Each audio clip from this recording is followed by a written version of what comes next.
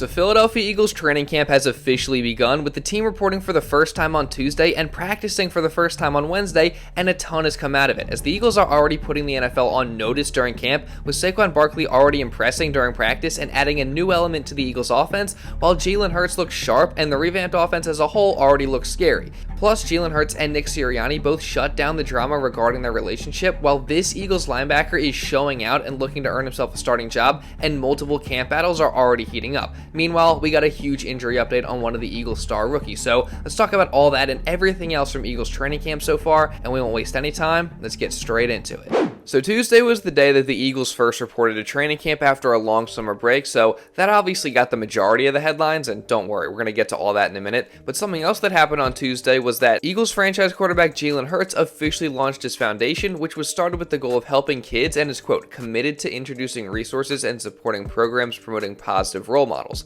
And Hurts also spoke in a press release where he said, quote, you can't expect these kids to go out there and have big dreams and big goals and not have proper resources. Through the Jalen Hurts Foundation, I want to provide service and mentorship and ultimately advance our communities and youth. This is just the first step. So overall, this is just awesome, and you love to hear Jalen Hurts making a positive impact in the community and on kids like this. And hopefully the Jalen Hurts Foundation does big things in the future, so drop a like down below for that. And also, if you want to visit the website for the foundation, I'll leave a link to it down in the description. But now, getting over to some training camp stuff, the Eagles obviously reported for the first time on Tuesday and practiced for the first time on Wednesday, but before they started all that, a few of the Eagles got into some late last-minute fun offseason activities, with star guard Landon Dickerson hosting a slip-and-slide party that many of his teammates attended, including Lane Johnson, who also got into a last-minute fishing trip with the newly retired Fletcher Cox, so all that was definitely just really cool to see. And then you have Saquon Barkley, who did an interview with Diana Rossini for the Scoop City podcast that dropped early on Tuesday morning, and he talked about a lot, including his side of the story on his departure from the Giants. And he not only said that he was getting fed up with how the Giants were handling things due to the fact that they said they would offer him a contract and then didn't, but he also said that he felt a little bit disrespected by the fact that the Giants told him to search the market to find his value, rather than just proving that they valued him and offering him a contract outright. I kind of felt like it was like,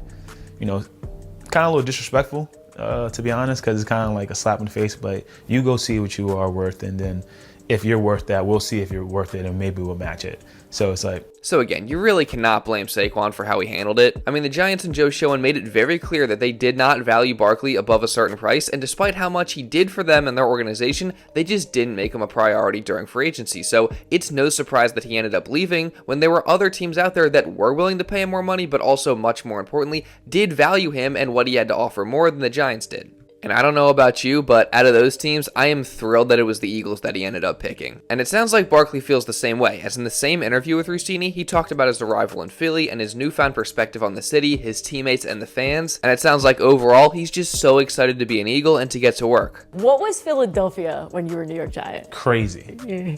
But they're still crazy, but in a different way. Like, it was more of like, when you're on the Giant side, you're like, oh, these motherfuckers are insane. Yeah. But like in this side, you're like, oh no, it's like, they bleed this. Like, this is Philly. We lose on Sunday, like they having a bad week. Even like Nick, I remember playing him in the playoffs, and like you see him across the sideline, and like he's doing all this stuff like that, and like we on that side, you're just like, oh man, like I know I would never stand that guy. And then like I'm in meetings with him, and he's a head coach, and I'm sitting and talking to him, and now me and him are like this, like we're locked in, and it's like same thing with Jalen, same thing with all those guys. So it's like, it's different from seeing it that side, but when you're here and it's like, especially the fans, it's like, wow, like it gives you like similar to that college vibe. You're like, I can't wait. Like, I'm itching. I can't wait for camp. Like, I can't wait for the season. Like, I can't wait to that first game, first time in the link, like scoring a touchdown in there, like feeling that atmosphere, knowing that all about you going out there, giving your best, winning, playing tough, playing hard, and like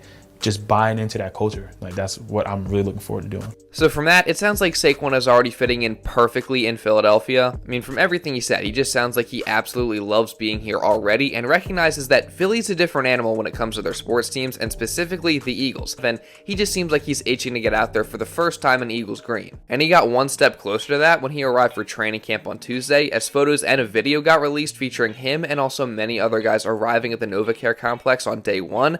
But the guys didn't get out on the the practice field until Wednesday morning, which was the first practice of a somewhat revamped schedule by Nick Sirianni. As with some encouraging from old school defensive coordinator Vic Fangio, the Eagles have a slightly heavier schedule this year with 10 practices in 16 days as opposed to 9 and 17 days last year. And Sirianni actually spoke briefly about some of these changes in his pre-practice press conference on Wednesday. But the things that we learned from, right, every practice length, practice schedule, schemes, everything's been evaluated, and everything that we felt like needed to be tweaked has been tweaked. So hopefully the Eagles did learn from last year, and these changes help get them even more prepared as they enter this season with very high expectations. And one player in particular who was entering the season with high expectations was standout rookie Cooper DeJean, who was expected to have a very real chance to compete to be the starting slot cornerback for Week 1 during training camp.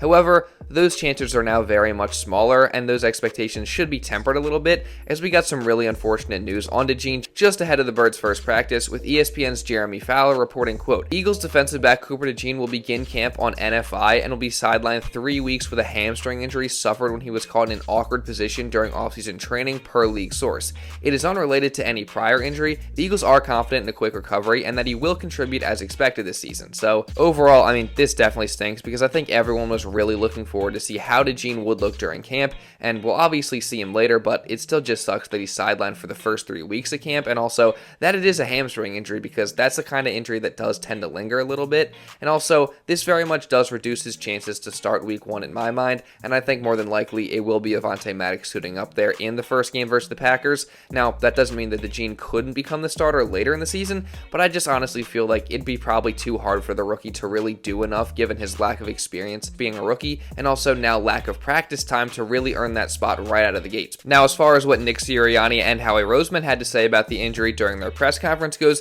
both are obviously upset by it, but both also made it clear that they're very confident in DeJean moving forward, with Sirianni saying that he's going to need to get a lot of mental reps during this time that he's dealing with the injury and then come back ready to go, and Howie did say that they are really bummed out about it, but they also think he's someone that's going to end up being here for a very long time. So it sounds like the Eagles do have some very big plans for Cooper DeJean. So with all that in mind, what do you guys think? Just how much do you think this injury is going to affect DeJean, at least in the short term? You can let me know your thoughts down in the comments. Now, in other injury news, the Eagles were also missing left guard Landon Dickerson on Wednesday as he was out with a toe laceration, but this obviously isn't anything major, and he is listed as day-to-day, so we'll surely see Landon back out on the practice field soon. But for now, it gave us an opportunity to get an even more up-close look at the versatile offensive lineman Mekhi Becton, who filled in for Landon at the left guard spot. And Becton is somebody who has actually drawn a lot of praise from his teammates since arriving in Philly, and has also generated a good amount of excitement as people see him as somebody who has a very high ceiling and could be a valuable piece for the Birds this year given his versatility on the offensive line and being able to play both guard and tackle. And this is something that Nick Sirianni actually spoke about during his press conference, as he said that versatility is going to be very, very important for Becton this year. Again, versatility is going to be key for guys, and so we'll see as camp goes along. But Mekhi's going to have to be able to do both. So it is going to be very, very interesting to see exactly what kind of role Becton is going to have for the Eagles this season. As of now, Tyler Steen is obviously the very clear favorite to start at right guard, as Nick Sirianni even confirmed that he was going to start out at that position today, and that's exactly what we saw during practice. But if anybody does get injured, Becton's probably going to be the guy stepping in for them, and who knows, maybe Becton could even have an outside shot at winning that right guard job, depending on how he and Steen look during training camp. Now today, Becton apparently was puking a little bit about an hour into practice, but he did come back in as the starting left guard, and that's pretty much all we got from them today, but these are surely going to be two guys to monitor throughout the entirety of training camp. But now, getting back to Sirianni's comments about versatility, he did also talk about one other player that's going to be a key for, and that's the former All-Pro James Bradberry. As with him coming off an incredibly disappointing 2023 season and all the newfound talent and depth the Eagles now have at the cornerback position, it was revealed earlier in the offseason that Bradberry had actually been working at a new position in safety, and today, Nick Sirianni mentioned the notion of Bradberry playing safety again. Again, versatility is going to be key for guys. Mekhi's going to have to be able to do both, and James is going to have to be able to do both, and so looking forward to seeing some of that with those guys, and you'll see some of that out here today. And then for the first time And then for the first time today during practice, we got to see that out on the field, as JB was mainly taking second team reps at the safety position during Wednesday's practice, so it is going to be very, very intriguing to see how everything plays out with Bradberry during camp with the Eagles. He's obviously got the big contract, and I just can't imagine he's too happy being on the second team at a completely new position after he was just an all-pro corner 2 years ago. But I guess we'll learn more about what kind of role he might have with the team, or whether or not he's actually going to stay with the Eagles through this season as training camp continues to unfold. Now, as far as the rest of the depth chart goes, there was a lot of shuffling on defense during Wednesday's practice, as Darius Slay and Isaiah Rodgers started out as the first team cornerbacks, and Devin White and Zach Bond, rather than Nakobe Dean, were the first team linebackers, while Kelee, Ringo, and Quinyon Mitchell were the second team corners, and Nakobe Dean was also on the second team. But then to start 7-on-7 drills, Nakobe was moved to the first team while Zach Bond went to the second team, and Kelee Ringo also rotated in as the first team cornerback alongside Darius Slay. And then during 11-on-11s, it was Nakobe Dean and Zach Bond as the starting linebackers, so it certainly seems like there's some pretty intense camp battles brewing here. Cornerback is going to be one to watch between Rodgers, Ringo, and Quinyon Mitchell, and then linebacker might be the most intriguing of them all, as all three guys vying to be starters rotated in at various times, with Nakobe Dean actually being the standout of the group, with EJ Smith tweeting out, quote, "Nakobe Dean has gotten some quality reps in the early going here, had a TFL with the first team defense, and got into the backfield on a passing play a few plays earlier as well, so that's definitely a promising start to Camp 14 as he looks to earn a starting position." And Nick Sirianni and Howie Roseman both actually spoke about the battle they expect to have at linebacker during training camp, and they both praised and expressed confidence in Nakobe Dean specifically. That's going to be something that's a great that's going to be a great competition to play out. We feel really good about the guys that have been added and the guys that were back from last year, and like just so excited to see how that goes. Now, Nakobe came back in great shape, worked his butt off. He said to me yesterday, "Man, are we putting the pads on tomorrow?"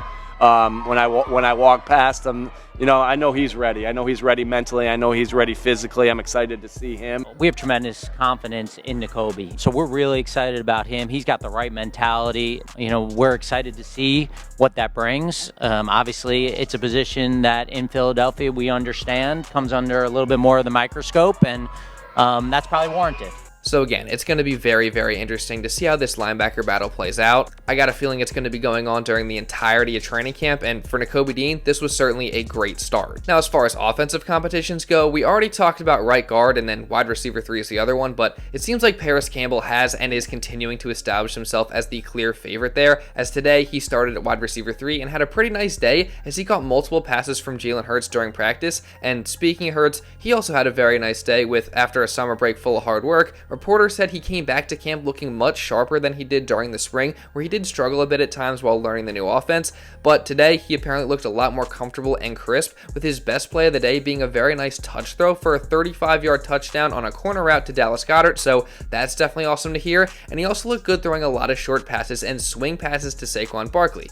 And speaking of that, that's something that really could add another unique dynamic to the offense if used correctly, is that receiving ability that Saquon Barkley possesses, as it just gives defenses another thing that they must account for. And we all know what kind of weapon Barkley is when he gets the ball in his hands. We obviously heard about it today at practice, and then we got to hear a bit about it again when reporters asked AJ Brown about that part of Saquon's game after practice. Yeah, I mean, just having a guy like that who can run and catch, you know, that's another option. You know, he run routes, you know, and after the catch, you know, you see what he does when he has the ball in his hands. So that only helps us out as an offense. So what do you guys think? Just how much of an impact do you see Barkley having this year in the receiving game? But now, getting back to AJ and his press conference, he was also asked about Jalen Hurts, as just like AJ, Jalen Hurts went through a ton of crap with the media recently, with them stirring up drama about him and his relationship with Nick Sirianni, among other things. So AJ gave his perspective on that on Wednesday, and just pretty much said that he's learned to roll with the punches and Jalen should do the same. And while Jalen has done his best to ignore everything, he was asked about his relationship with Nick Sirianni on Wednesday, and he did his best to shut down the drama and said that they have a great relationship. Yeah, I think we're in a great place. You know, I think anytime you have any frustration, anytime you have any adversity that you have to overcome, it's supposed to test you. And I think it's a matter of being on the same page. You know, and I think if we're on the same page, we maybe would accomplish the things we would have. And, you know, we didn't, but that's a learning experience. So you love to hear that from Jalen. And Nick also did his part to shut things down in his press conference as well. You know, only thing you can judge your relationships on is your personal interactions with people, not any report that comes out. And, you know, Jalen and I's relationship is good. It's again, you just can judge it based off of what your personal interactions are. And so when you hear a report like that, you don't put much stock into it because, quite frankly, not everybody sees that. So I'm so excited for him and I to get into our 4th year together. We've done some pretty special things, and I'm really excited for him. He's worked so hard at his game. I'm excited for him to be able to get back out here today and have a good practice today. And yeah, just looking forward to continuing to work with him and continue to build on the special things that we've done. So there you go. I feel like we can finally stop talking about it now. Everybody's okay. Hurts and Sirianni are fine, and both are just going to do their part and work together to help the Eagles get to where they want to go this season. And a big part of helping the Eagles to get to that level is going to be Kellen Moore and the new offensive concepts that he's brought in. And we already got to see some of those in action on Wednesday, with reports saying that there was some pre-snap motion being used in the Birds offense, and there was even one particular play that showed a lot more creativity than we've seen from the Birds recently, where there was pre-snap motion, then a fake pitch to Saquon Barkley before Jalen Hurts took off running for a big gain. So it's stuff like that that makes me think that this offense is going to be on a whole new level this year, and I just cannot wait to see it in action this season and throughout the rest of training camp. And overall, it was certainly a very exciting start to camp with plenty of stuff happening, but it's only just getting started, as there's another practice tomorrow, and there will be many more to cover throughout this period. And I want to do my very best to get all the most important information from Eagles training camp out to you guys on a consistent and quick basis. So if you don't want to miss any of that, make sure you subscribe, and also really importantly, turn on those notifications so you don't miss any of these videos when they are uploaded.